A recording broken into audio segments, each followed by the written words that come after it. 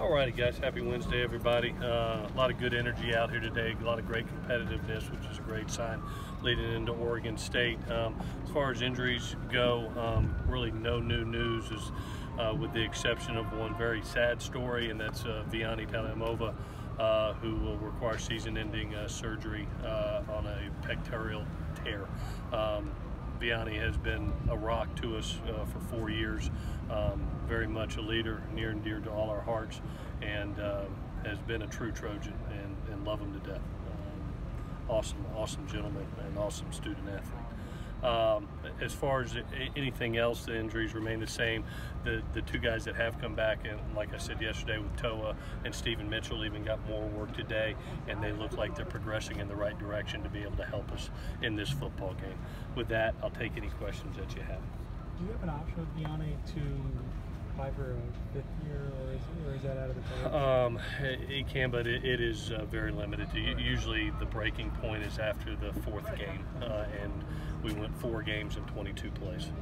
So it's a sad story, to be honest with you. Is there a timetable on Marlon? Marlon right now is going through a back injury that we're trying to get him back for. We're going to see how it progresses over the next week and make a decision where to go to from there. Andrew Voorhees looks like he might be the next guy up right there, right guard. What have you liked about him at guard specifically?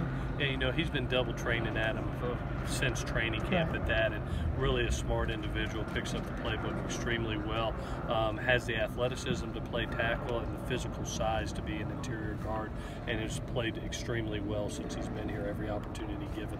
And then, you know, we're rolling those 2 tackles at the right between Clayton and Austin at right tackle, and we feel confident there now having Toa back. Is Chuma out? For right now, obviously he hasn't practiced. We'll see where he is tomorrow, but you know, high ankle sprain, especially on a big kid, it'll be hard. We'll see how it is today and tomorrow, but just planning ahead, we gotta plan for the worst and hope for the best. Coach, it's supposed to be in the 90s again this Saturday. Are you guys preparing any differently, hydrating-wise and stuff? You know, we always do our hydration testing. I think we do as good a job as anybody in the country of taking care of our kids, and it goes all the way up until Friday night and Saturday morning. We hydrate test it to be able to make sure that we can handle the hot days. If we can handle that Western Michigan day, I hope we can handle this Saturday. That was about as hot as it's ever been here. Yeah, so we do a terrific job, not only our strength and conditioning, but our nutritionalists and Russ and his staff do a wonderful job with the hydration testing.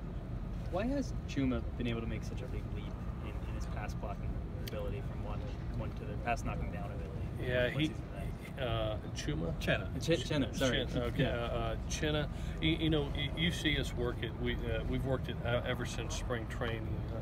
Our batted ball drill, when every defensive lineman and every linebacker is taught to read the indicator of the quarterback, that when the hand comes off, that's when you time your jump. And there's a sense of, you know, there's some guys that just rush as hard as they can to get by the quarterback, and there's no effectiveness there. And then there's times you're going to get stunned maybe by an offensive lineman, and you see the arm go up, and you want to be able to time it. So we've worked really hard at it. Chenna is obviously extremely talented at it.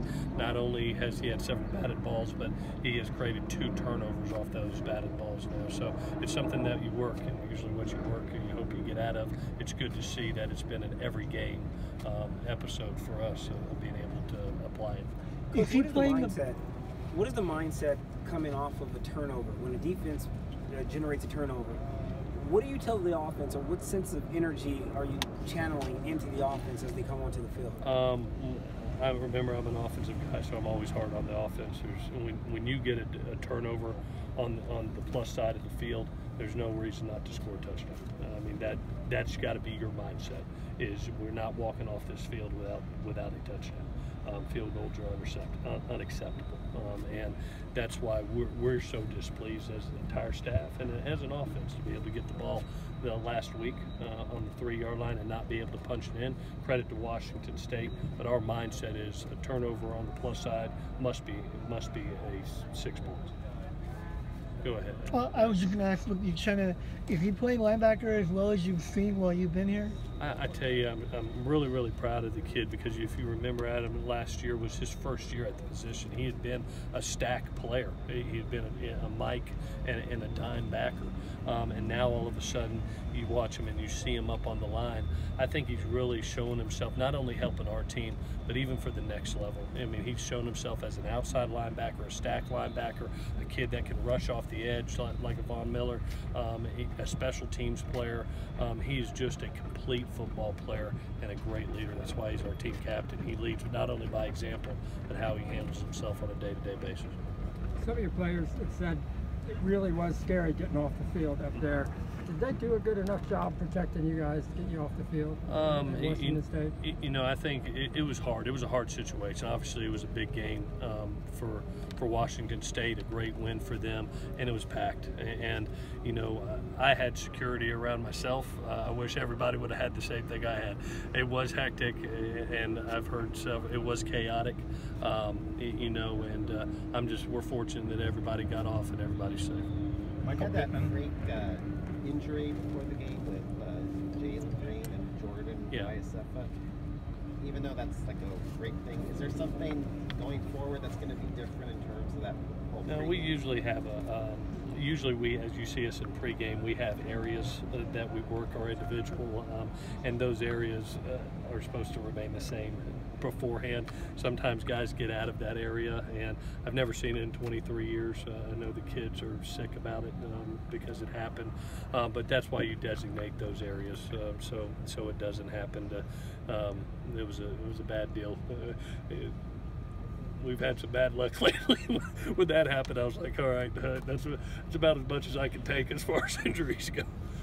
Michael Pittman seems like he's back to 100%. Yeah. What have you seen out of him the last couple of days? He's getting close to 100. He's not quite there, but I tell you what, he made a huge leap forward these last two practices. I even told him today, gave him a big hug, because he was really sticking in the ground now, and you could see his confidence and his explosiveness coming back, and we need it to have that big a body at 215, 220 pounds with that type of explosiveness and range to catch the deep ball.